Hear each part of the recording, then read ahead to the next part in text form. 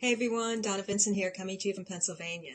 How do you know if you have a true food allergy or is it a food intolerance or sensitivity? So many of us today say that we're allergic to something, but is it really a true food allergy? I'll share with you the definition of both in this broadcast. Welcome to my broadcast. If you're new to me, type a 1 in comments. Let me know if you're on the replay or where you're watching from. I appreciate every single one of you. Actually, up to 80% of people who say they have an allergy have a food intolerance or sensitivity instead of an allergy. Let me give you the definition first of an allergy. And those of you with a true food allergy will know that you have a true food allergy. When it comes to a true food allergy, your body views a protein as foreign, as harmful, and it sets off a reaction that can be severe to actually life-threatening. When it comes to an intolerance, you'll be uncomfortable, but it's not life-threatening.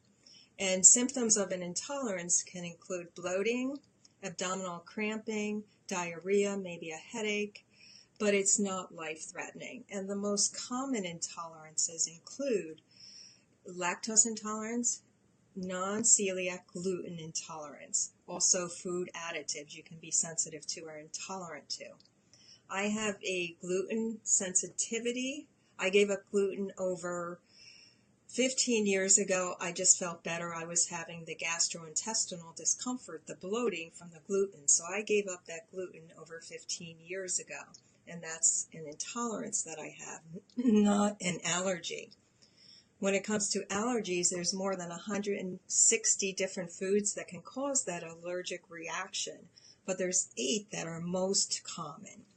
And those 8 include eggs, fish, milk, shellfish, peanuts, soy, and tree nuts. When it comes to the tree nuts, that includes walnuts, almond, hazelnuts, cashew, Brazil nuts, and pistachios. So those are your 8 most common foods that cause allergic reactions.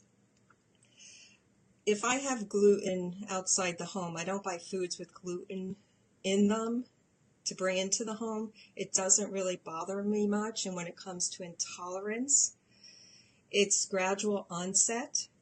It may not happen every time you even consume the food, or it depends how often you do consume the foods on how it bothers you, how much it bothers you, or if it makes you sick.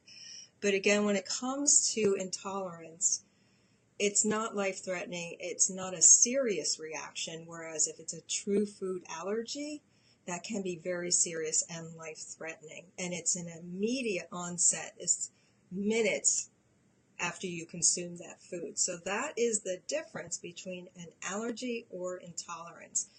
So many of us just say we have an allergy because it's easier to just say we have an allergy to a certain food, but it's most likely 80%. Most likely it's an intolerance or sensitivity because, again, 80% of people who say they have an allergy actually have an intolerance, which is what I have to gluten and why I gave up gluten over 15 years ago.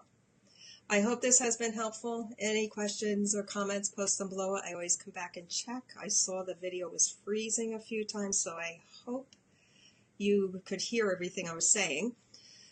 Have a great rest of your evening, everyone. I'll talk to y'all again soon.